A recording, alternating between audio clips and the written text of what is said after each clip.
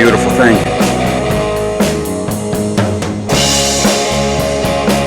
Fantastic, huh? Yeah. Johnny D's going somewhere. Johnny D's leaving town. Johnny D's going somewhere. Johnny D's leaving town. Johnny D's going somewhere. Johnny D's leaving town. Johnny D's going somewhere. On this trip, we're going to visit Royale National Park. It's an island on Lake Superior, the largest and northernmost of the 5 Great Lakes. The island is 45 miles long, and it has 500,000 acres of isolated backcountry. There's a lot to explore. The island is accessible by boat or seaplane. We're taking the Queen 4 ferry from Copper Harbor to Rock Harbor. It's about a 3-hour boat ride across Lake Superior. When we arrived at Royale National Park, we were able to talk to one of the rangers that works at the park.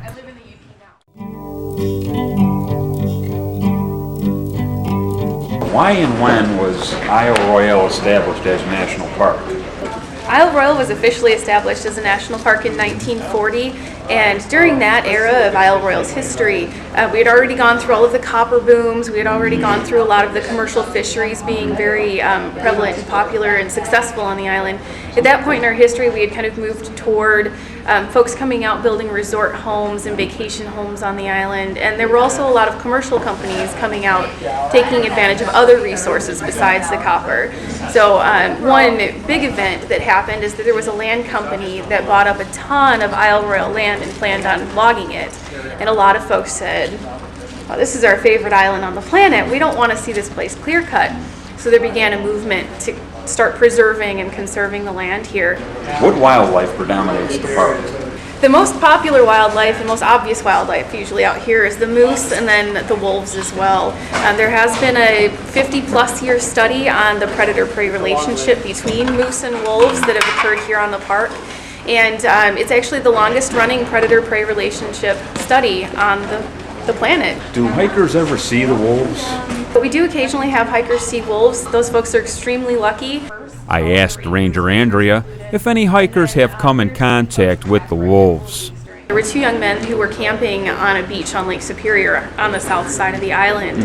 And while they were camped at night, they were in bivy sacks instead of tents.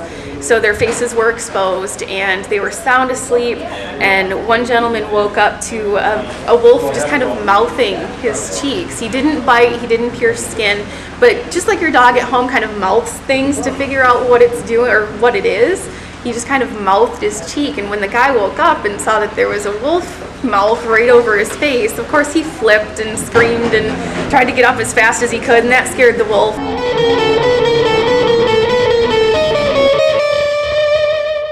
What's the best thing to do if you encounter some wolves? Be really loud and obnoxious. The last thing you ever want to do with a wolf is turn and run, because much like your dog at home who's going to chase vehicles, that's going to trigger an instinct to chase. After speaking with Ranger Andrea about the park, I thanked her and said goodbye. Now it's time to hit the trails. We're going to hike along the southern coast to Daisy Farm Campsite.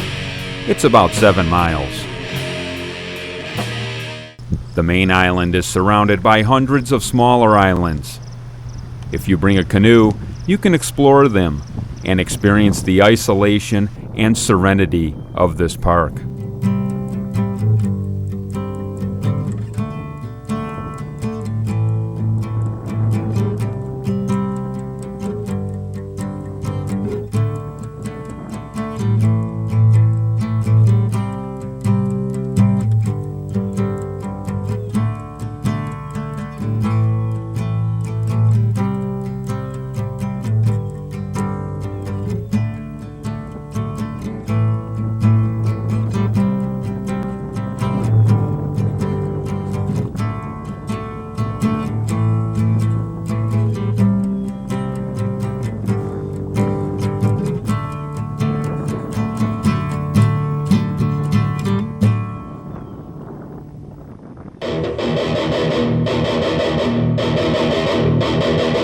Each campsite has a map like this on a post.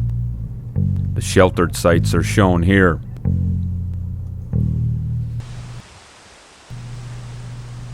The wooden shelters have a screen front and hold about 5 people.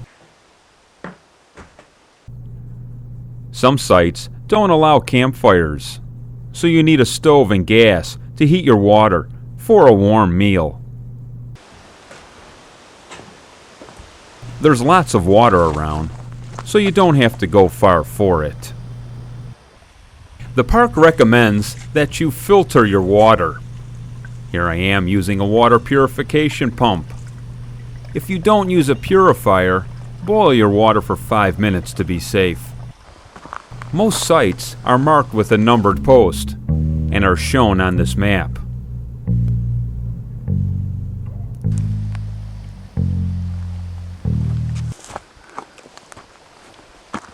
Here's a primitive campsite. It's nice and flat, with room for your tent. Here's a lesson on how to put up your tent. For those of you that didn't catch that, here's how you take your tent down. The real lesson is to practice setting up your tent before camping. There's no digging holes on this trip. Every campsite has facilities. Today was a beautiful day, exceptional. Great hiking weather, nice trails, very serene, quiet place. Tomorrow we head into Wolf Country. Heading over to Lake Ritchie. See if we can locate the Chippewa Pack. In search of the wolves on Isle Royale. Today, we're going to hike about 6 miles to our next destination. Day 2 on our hike. Heading towards Molsky Bay. See, another beautiful day out here.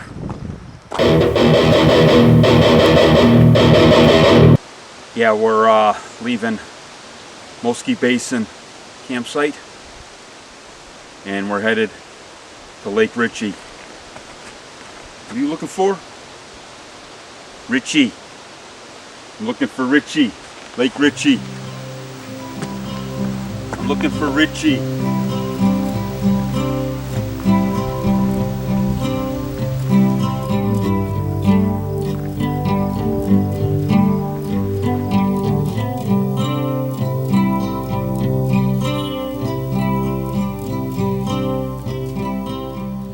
Tonight here at the campsite, made audio contact with the wolves. So tomorrow we're heading further north. Not a whole lot of hiking tomorrow, but a whole lot of viewing of Isle Royale in search of the wolves.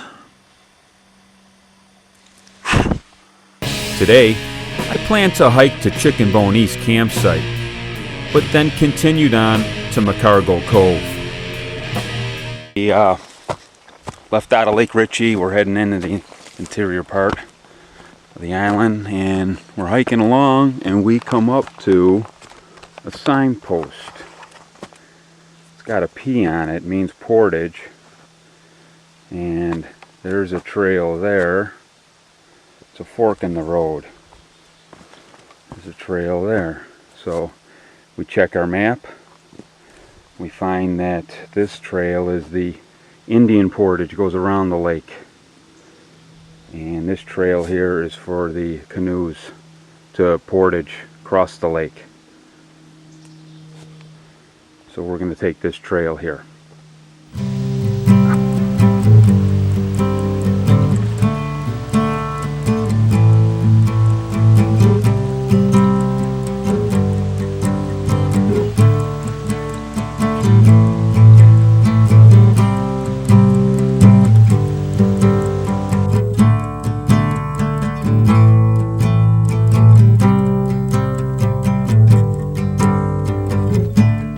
So you'll see a lot of this on the trail. They call it scat, and it looks big enough it might have come from a wolf. It's been cloudy all day and it's starting to rain now. And I think I want to be in one of those wooden covered shelters, because if I get washed out here tonight, everything's going to be wet the rest of the trip and it's going to be cold. So I made a decision, pack up the tent, and we're heading to another campsite. You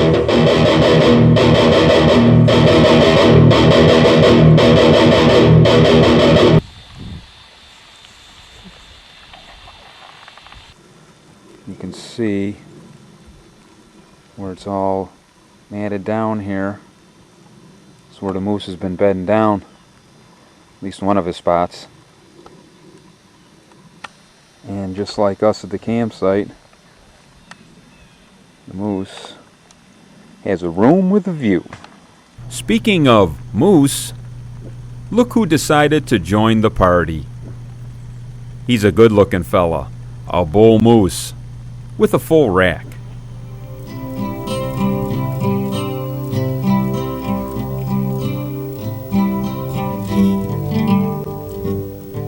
All the shelters are taken up, so I'm going to be in my tent tonight anyway. But there's some nice sites here. They're high ground, and I'm very glad that I came here. Got to talking to people. They said the rain's not going to be so bad, so we're going with that. And we saw some wonderful aspects of nature here on Royale. But still, we're in search of the wolves. Today, we're hiking the Greenstone Ridge Trail. It's about a 9-mile hike. We didn't get any rain. Matter of fact, it warmed up last night, so it's a good night for camping. Ready for a nice hike today.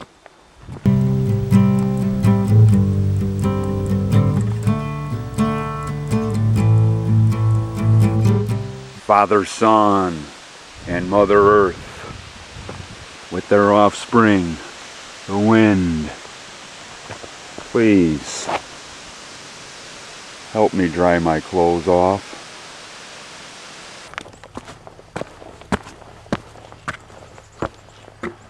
Hiking up to the ridge takes about 20 minutes. You're rewarded with great views when you arrive. That's Canada across the water.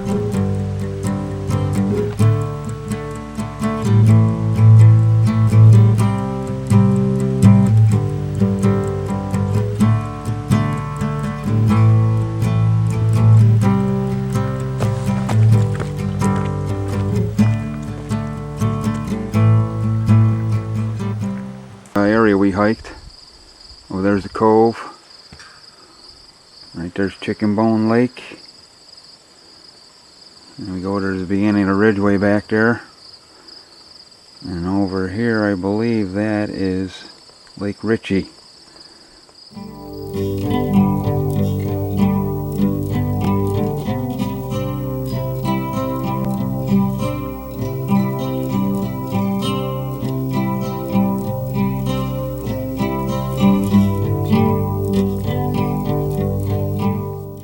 See, it's just another fabulous day on Royale. This view here is looking south. It's Lake Superior there behind me. But I think we gotta head back because we're running out of water.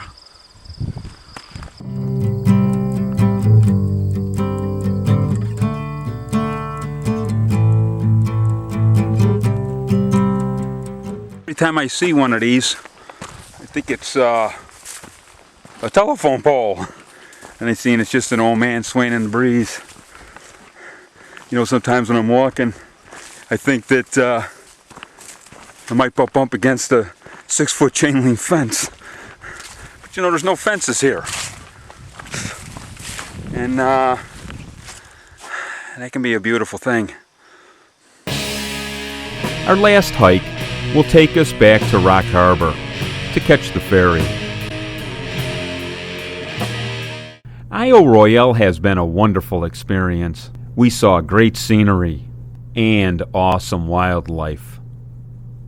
Knowing that you have a chance to see a wolf in its natural habitat is a thrill in itself.